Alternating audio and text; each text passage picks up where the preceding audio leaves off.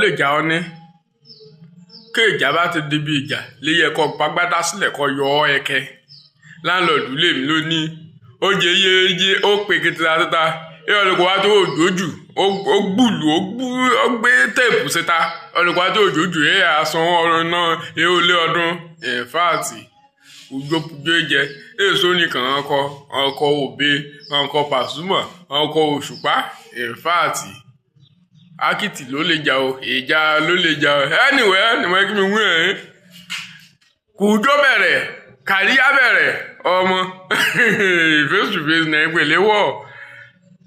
ìfáàtì èyìn mi ti ro mi ọlọ́mọdé èèyàn nìkan ayéfẹ́lẹ́ ti kọrin arọ tán ọlọ́mọdé èyìn mi kan mo kì í sí jọ́jíjọ́ bí nǹkan bẹ́ẹ̀ gbọ́ òjò ojú oorun nìkan mo rò mo tó òjò mi mọ̀ gbọ́ òjò lójú ayé yóò lọ̀rọ̀ àbí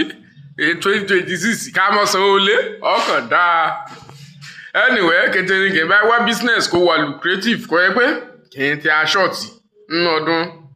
ọdúnmọ́rin yẹn mọ business kọ́ ẹ ké ṣe a rò pé kún bá ta ráìsì à ń test rẹ̀ ibi kan tí ń yan ẹ́ jẹ kan tí ń yan ẹ́ wárùn ìbẹ̀rẹ̀ tá a tí kọ́ ṣe gàrí náà ní lọ ní ọ̀tà ibi kan tí ń yan ẹ́ jẹ kan tí ń yan ẹ́ wárùn kọ́dẹ̀ sí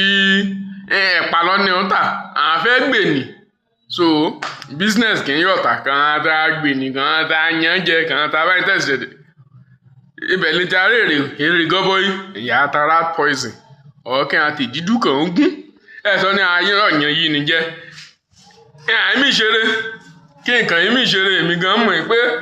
mo bá gẹ̀ẹ́tì business láàmọ́dún yẹn á jèrè pọ̀pọ̀ àmọ́dún jìnnà o kí mo jẹ bùṣú èyí kì í bá ti gbẹ̀ lọ́dún èrè ìlọ́po ní ayé lọ́dún kẹwọ̀ ìṣeré o.